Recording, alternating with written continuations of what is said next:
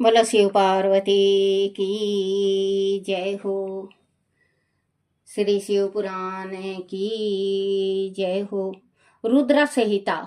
भगवान विष्णु की नाभि से कमल का प्रादुर्भाव। शिवे 6 वर्ष ब्रह्मा जी का उससे प्रकट होना। कमल नयन के उद्गम का पता लगाने में असमर्थ ब्रह्मा का तप करना। श्री हरि का उन्हें दर्शन देना। विवादग्रस्त ब्रह्मा विष्णु के बीच में अग्नि सतम का प्रकट होना तथा उनके और छोर का पता ना पाकर उन दोनों का उसे प्रणाम करना। ब्रह्मा जी कहते हैं, देव ऋषि जब नारायण देव जल में स्नान करने लगे उस समय उनकी नाभि से भगवान शंकर के इच्छावश सहसा एक उत्तम कमल प्रकट हुआ जो बहुत बड़ा था। उसमें अनसंख्याएं नाल दंड थे। उनकी कांति कनेर के फूल के समान पीले रंग की थी तथा उनकी लंबाई और ऊंचाई भी अनंत योजन थी। वह कमल करोड़ों सूर्य के समान प्रकाशित हो रहा था। सुंदर होने के साथ ही संपूर्ण तत्वों से युक्त था और अत्यंत अद्भुत परम रमणीक दर्शन के योग तथा सबसे उत्तम था। ततपश्चात कल्याणकारी परमेश्वर संब सदा शिव ने पूर्ववत प्रयत्न करके मुझे अपने दाहिने अंग से उत्पन्न किया। मुझे महेश्वर ने मुझे तुरंत ही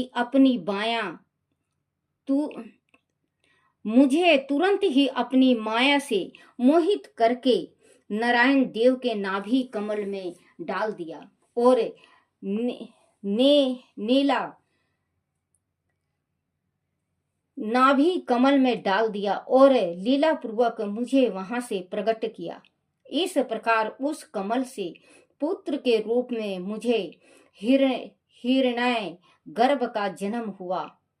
मेरे 4 मुख हुए और शरीर की कांति लाल हुई। मेरे मस्तक त्रिकुंड की रेखा से अंकित थे। तात भगवान शिव की माया से मोहित होने के कारण मेरी ज्ञान शक्ति इतनी दुर्लभ हो रही थी कि मैंने उस कमल के सिवा दूसरे किसी को अपने शरीर का जनक या पिता नहीं जाना।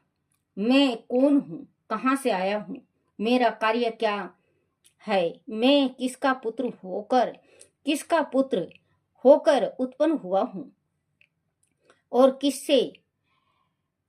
किसने इस समय मेरा निर्माण किया है।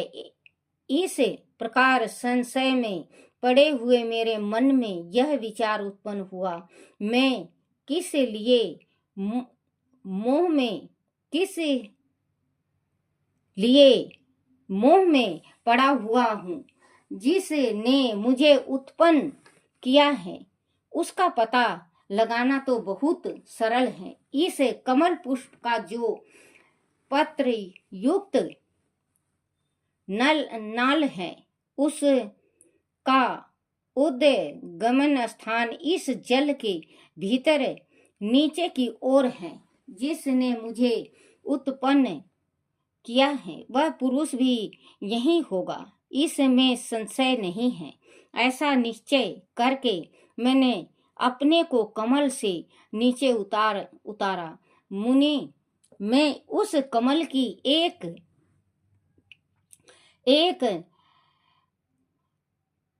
कमल से नीचे उतारा।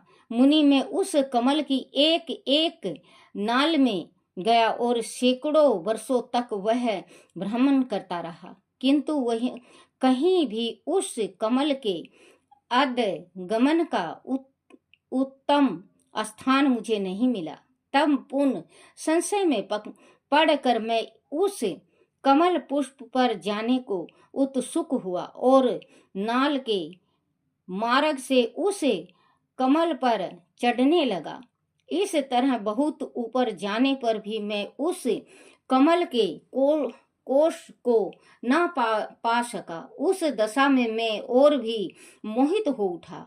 मुनि, उस समय भगवान शिव की इच्छा से परम मंगलमयी उत्तम आकाशवाणी प्रकट हुई, जो मेरे मुंह का विध्वंस करने वाली थी। उस वाणी ने कहा, तपस्या करो। उस आकाशवाणी को सुनकर मैंने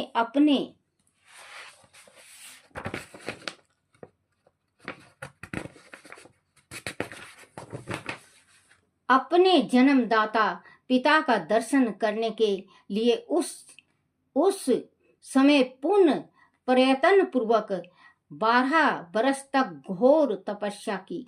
तब मुझ पर अनुग्रह करने के लिए ही 4 भुजाओं और सुंदर नेत्रों से सुशोभित भगवान विष्णु वहां सहसा प्रकट हो गए।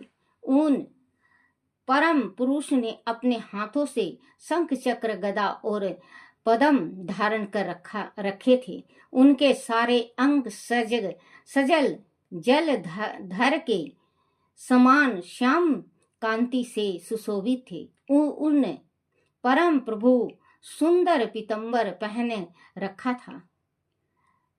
परम प्रभु ने सुंदर पीतंबर पहन रखा था। उनके मस्तक आदि अंगों में मुकुट आदि महामूल्यवान आभूषण शोभा पाते थे। उनका मुखार बिंद प्रसन्नता से खिला हुआ था। मैं उनकी छवि पर मोहित हो रहा था। वह मुझे करोड़ों कामदेव के समान मनोहर दिखाई दिए। उनका वह अत्यंत सुंदर रूप देखकर मुझे बड़ा आश्चर्य हुआ। वह सांवली और सुनहरी आभा से अवदसित हो रहे थे। उस समय उन सदा सत स्वरूप सर्वोत्तमा 4 भुजा धारण करने वाले महाबाहु नारायण देव को वहां उस रूप में अपने साथ देखकर मुझे बड़ा हर्ष हुआ। तदनंतर उन नारायण देव के साथ मेरी बातचीत आरंभ हुई। ब्रह्मा शिव की लीला से वहां हम दोनों में कुछ विवाद छिड़ गया। इसी समय हम लोगों के बीच में एक महान अग्नि स्तंभ ज्योतिमय लिंग प्रकट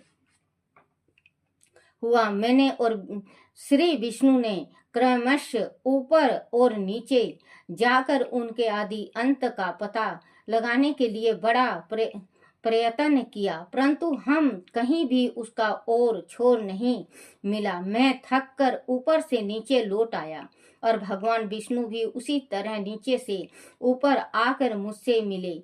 हम दोनों शिव की माया से मोहित थे। श्री हरि ने मेरे साथ आगे पीछे और अगल बगल से परमेश्वर शिव को प्रणाम किया। फिर वह सोचने लगे, यह क्या वस्तु है, इसके स्वरूप का निर्देश नहीं किया जा सकता, क्योंकि ना तो इसका कोई नाम है और ना कर्म ही है। लिंग रहित तत्व ही यह लिंग भाव को प्राप्त हो गया तत्व ही यह लिंग भाव को प्राप्त हो गया है। ध्यान मार्ग में भी इसके स्वरूप का कुछ पता नहीं चलता। इसके बाद मैं और श्री हरि दोनों ने अपने चित्त को स्वस्थ करके उस अग्नि स्तंभ को प्रणाम करना आरंभ किया। हम दोनों बोले, महाप्रभु, हम आपके स्वरूप को नहीं जानते। आप जो कोई भी हो क्यों ना हो, आपको हमारा नमस्कार है। महेशान, आप शीघ्र ही हमें अपने यथार्थ रूप का दर्शन कराइए। मुनि श्रेष्ठ, इस प्रकार अहंकार से आविष्ट हुए हम दोनों ही वह नमस्कार करने लगे। ऐसा करते हुए हमारे 100 बरस बीत गए। बोलो शिव पार्वती की जय हो। ओम नमः शिवाय, ओम नमः शिवाय, ओम नमः शिवाय बाबा, ओम नमः शिवाय, ओम नमः शिवाय शंभु, ओम नमः शिवाय, ओम नमः शिवाय शंकर, ओम नमः शिवाय, ओम नमः शिवाय, ओम नमः शिवाय। ओम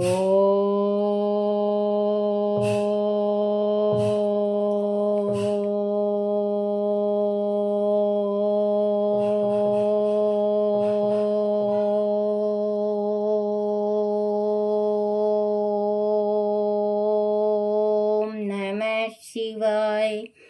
बोलो शिव पार्वती की जय हो। अपने अपने माता पिता की जय हो। शिव पुराण की जय हो।